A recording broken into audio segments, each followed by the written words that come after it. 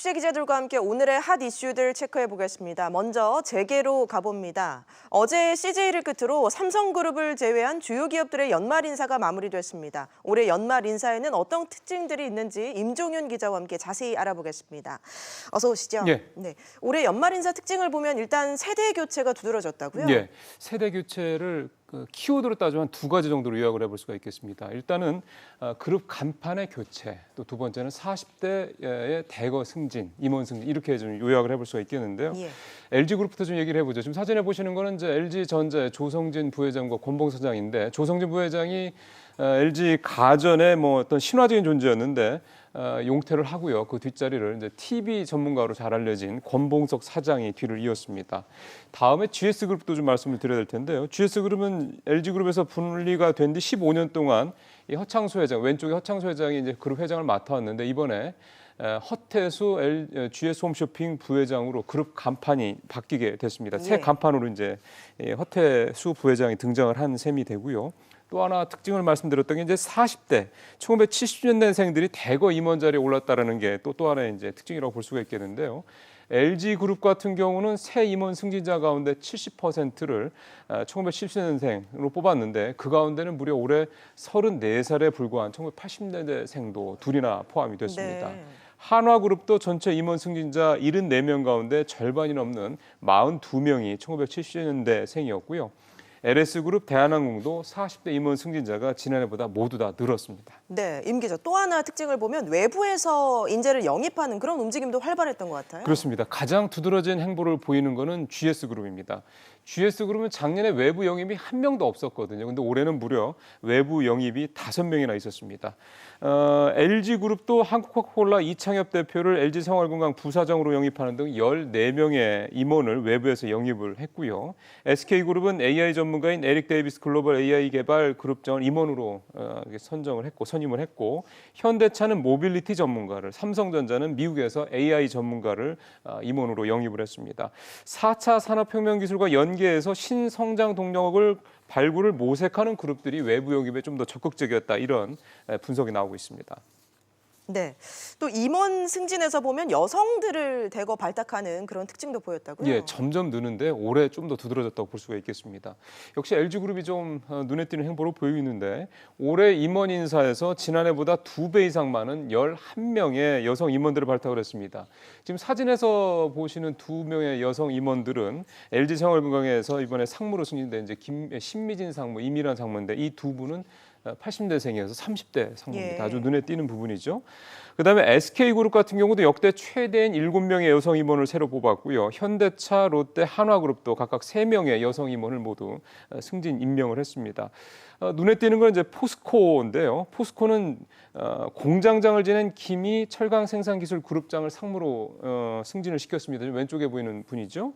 그리고 현대상선도 국적선사 첫 여성 선장의 전경옥 선장을 임명하는 등 여성들의 활약이 그렇게 크게 보이지 않고 있는 이 중무장대 업종에서도 이렇게 여성들의 임원 승진이 잇따르는 모습이 나타났습니다. 예.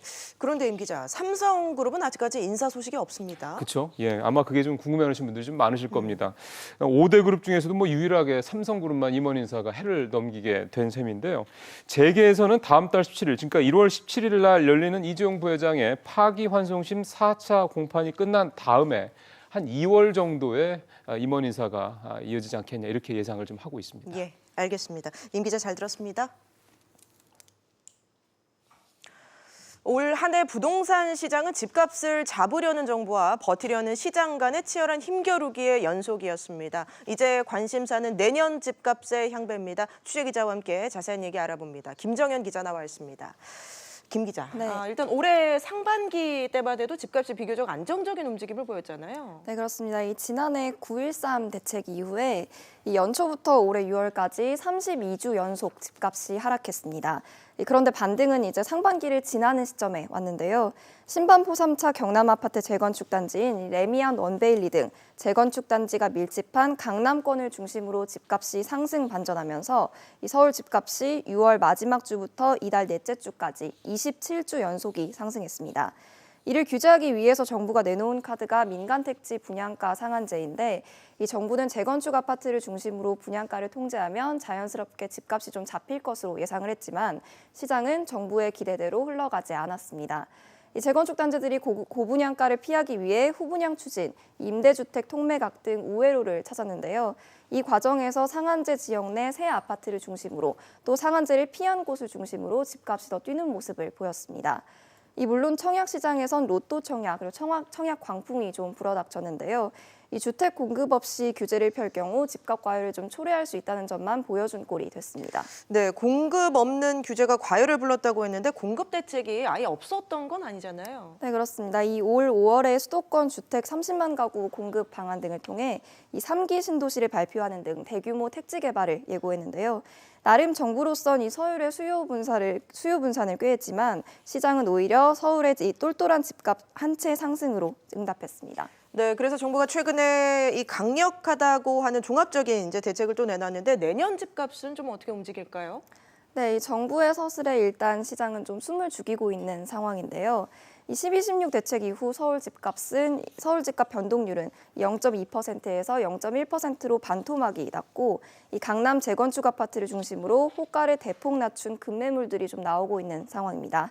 그런데 상황을 보면 상승폭이 줄어들었을 뿐 이 완전히 하락세로 돌아섰다는 점은 감지되고 있지 않습니다. 이 급매물은 나오고 있지만 대세가 하락으로 전환됐다는 이야기도 나오고 있지 않은데요. 오히려 9.13 대책이 7개월 정도 지속된 뒤 약발이 다했던 것처럼 12, 16 대책 역시 일정 기간이 지나고 난 뒤에 효력이 좀 떨어지지 않겠냐는 전망이 나오는 정도입니다. 결과적으로 서울 시내 특히 강남권에 대한 이 획기적인 공급 대책이 마련되지 않은 상황에서 세금 위주 규제 일변도의 대책에는 좀 한계가 있을 것이라는 게 중론입니다. 예, 김 기자 얘기 잘 들었습니다. 양대 노총인 민주노총의 조합원 수가 한국노총의 조합원 수를 처음으로 넘어섰습니다. 민주노총이 창립 23년 만에 제1노총 지위에 오르게 된 건데요. 이에 따라 노사정 관계에 어떤 변화가 있을지 엄하은 기자와 함께 짚어보겠습니다.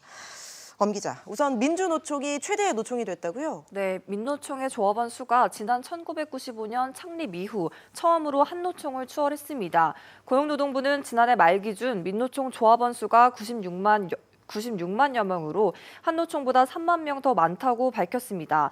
현 정부의 비정규직 정규직화 정책에 따라 노조 가입자가 늘어난 게 첫째 이유인데요. 참고로 공공운수 노조의 조합원 수는 지난 2017년 17만 명에서 올해 22만 명으로 늘었습니다. 또 그동안 법의 노조였던 9만 명 규모의 전국 공무원 노조가 지난해 3월 법내 노조로 인정된 영향도 컸습니다. 네, 민주노총이 어제 기자간담회를 열어서 정부에 대한 요구 사항들을 얘기했다고 하는데 어떤 얘기들 나왔습니까? 네, 민노총은 산별 교섭 활성화, 정부위원회 참여 비율 재조정 등을 내걸었습니다. 김명환 민주노총 위원장은 현재 경사노위 중심의 대화 구조 대신 산별 노조를 중심으로 노정 협상을 해야 한다고 요구했습니다. 김 위원장은 또 조합원 수에 비례해 위원회 참여 인원 수가 결정된 만큼 이 기준을 바탕으로 위원회 참여 구성도 변화가 있어야 한다고 말했습니다. 실제로 현재 최저임금위원회 근로자위원은 한노총 5명, 민노총 4명인데 민노총 조합원 수가 더 많은 만큼 민노총 위원 수를 더 늘려야 한다는 주장으로 해석됩니다. 현재 이곳처럼 근로자위원이 배정된 정부위원회는 70여 곳이나 됩니다. 네, 앞으로 노사정 관계에도 좀 영향을 줄 것 같은데 어떤 변화가 예상되나요? 네, 민노총이 열악한 노동 조건 개선과 비정규직 등 사회적 약자 측을 대변하는 목소리를 내왔는데 조직이 커지고 그만큼 목소리도 커진 만큼 이런 움직임이 좀 더 활발해질 것이란 전망이 나옵니다. 반면 경사노위 등 정부와의 대화틀을 계속 거부하고 있고 정부의 52시간 노동시간 단축 유예 방침을 강하게 비판하는 등 정부 정책에 대해 계속 날선 목소리를 내고 있어 긴장감이 더욱 높아질 것이란 전망도 함께 나오고 있습니다. 네, 엄하은 기자 얘기 잘 들었습니다.